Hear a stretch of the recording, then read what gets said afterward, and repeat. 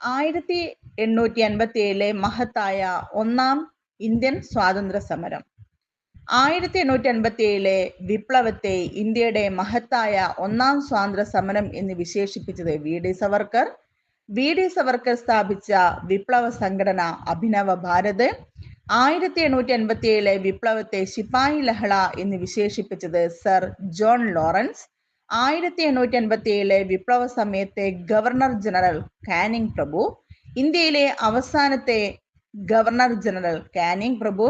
1857 വിപ്ലവത്തെ ആദ്യ രക്തസാക്ഷിയായി പരിഗണിക്കപ്പെട്ടത് മംഗൾ പാണ്ഡെ. 1857 വിപ്ലവം പൊട്ടിപ്പുറപ്പെട്ട ദിവസം മെയ് 10. 1857 വിപ്ലവത്തിന് ഡൽഹിയിൽ നേതൃത്വം നൽകിയത് ബഹദൂർ ഷാ രണ്ടാമൻ, ഭക്ത് ഖാൻ എന്നിവർ. 1857 വിപ്ലവത്തിന് കാൺപൂരിൽ നേതൃത്വം നൽകിയത് നാനാ സാഹിബ്. 1857 വിപ്ലവത്തിന് ലക്നൌവിൽ നേതൃത്വം നൽകിയത് ബീഗം ഹസ്രത്ത് മഹൽ. 1857 വിപ്ലവത്തിന് ധീരമായ പൊരുതി മരിച്ച വനിത ഝാൻസി റാണി.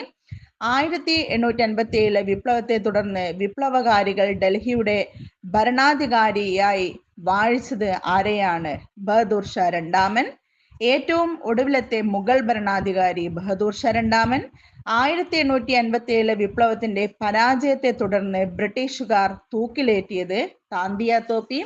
1857 വിപ്ലവത്തിന്റെ പരാജയത്തെ തുടർന്ന് ബഹദൂർ ഷാ രണ്ടാമനെ ബ്രിട്ടീഷുകാർ നാടുകടത്തിയത് എവിടേക്കാണ്? റങ്കൂണിലേക്ക്. ബ്രിട്ടീഷ് അധിനിവേശത്തിനെതിരായി നടന്ന ആദ്യ കലാപങ്ങളായ സന്യാസി കലാപവും ഫക്കീർ കലാപവും നടന്നത് എവിടെയാണ്? ബംഗാളിൽ.